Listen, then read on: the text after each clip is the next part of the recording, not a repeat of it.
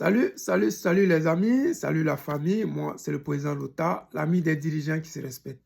Je m'invite ce matin chez vous à travers vos différents réseaux sociaux pour vous apporter ma contribution dans la lutte ivoirienne et particulièrement la lutte panafricaine. Cette lutte panafricaine qui a fait assez de morts, de déplacés de guerre et de prisonniers politiques. À l'heure où je suis en train de vous parler, nous avons le camarade Gala Kolebi, le frère Steve Biko de la Mauritanie, nous avons Dosso Rodel, nous avons Tra, nous avons le lieutenant, comment dire, Bawa Félicien et plein d'autres prisonniers politiques qu'Alassane Draman Ouattara détient en otage. Mais aujourd'hui, je suis là pour une très bonne nouvelle.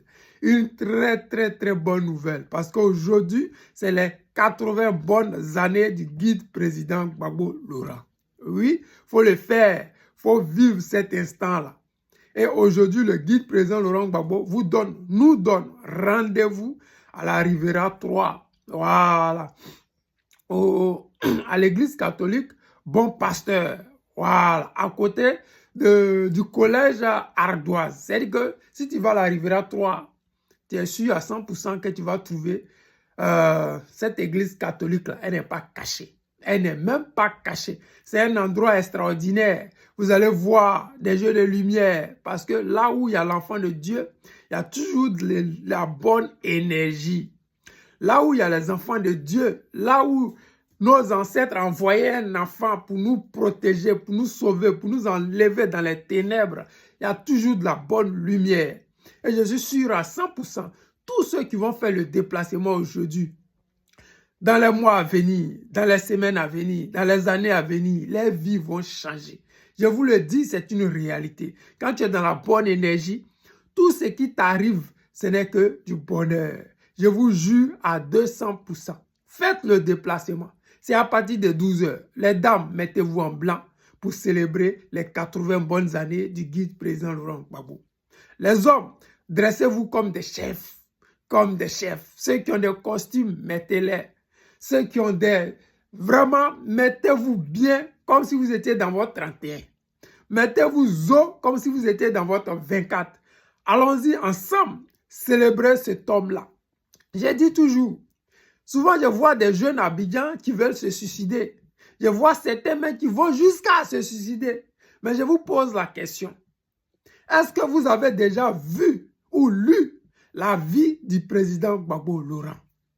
Est-ce que si vous vivez 1 ou 10% seulement de ce qui a vécu le président Laurent Gbagbo, vous aurez encore l'intention, le courage de vouloir vous suicider? Je crois que non, parce que ce monsieur-là, il a tout vécu. Que ce soit sous Oufoué, que ce soit si Bédié, que ce soit si Gueye, que ce soit sous Draman Ouattara, il a tout vécu. C'est-à-dire que lui, là, c'est l'incarnation même de Jésus en personne. C'est pour ceux qui sont les catholiques, là, c'est l'incarnation de Jésus lui-même en personne. Parce que Draman Ouattara, son fils Soro, des gens qui ont voulu l'assassiner, je dis bien l'assassiner, je ne dis pas, ils ont essayé, ils ont voulu l'éliminer pur et dur, avec des bombes françaises.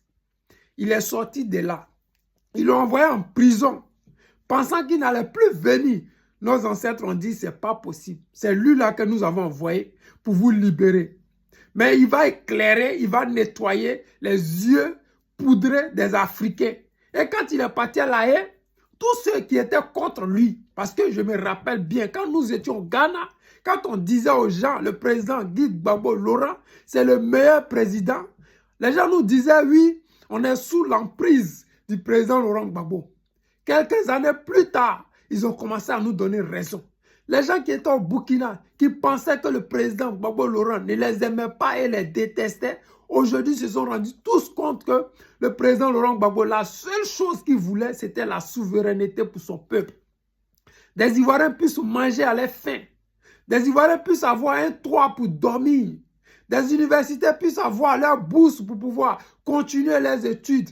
Nos mamans des différents marchés puissent aller au marché et gagner de quoi manger. Aujourd'hui, nos mamans sont dans les rues en train de chercher à manifester au lieu de faire ce qu'ils ont à faire. Je me rappelle pendant la guerre en Côte d'Ivoire, nos mamans, elles n'étaient d'aucun camp. Elles continuaient d'alimenter les différents marchés. Je vous dis, allons-y aujourd'hui célébrer ce monsieur-là. Allons-y ensemble célébrer le guide président Gbagbo Laurent. Son frère n'est plus là, le B89 comme je l'appelais. Mais aujourd'hui, c'est son petit frère qui bientôt a eu le GL80. Bientôt, je vais réfléchir à un nom pour lui et puis je vais lui donner parce que ce n'est pas facile d'avoir 80 ans dans ces conditions-là. Ce n'est pas facile d'avoir 80 ans quand on mène une lutte de libération. Ce n'est pas facile. J'ai dit merci à notre maman Nadi Gbagbo. J'ai dit merci à toutes ces femmes qui aiment et qui ont aimé le guide président Laurent Gbagbo. J'ai dit merci à toutes ces personnes qui sont autour du guide président Laurent Gbagbo et qui lui donnent la paix du cœur.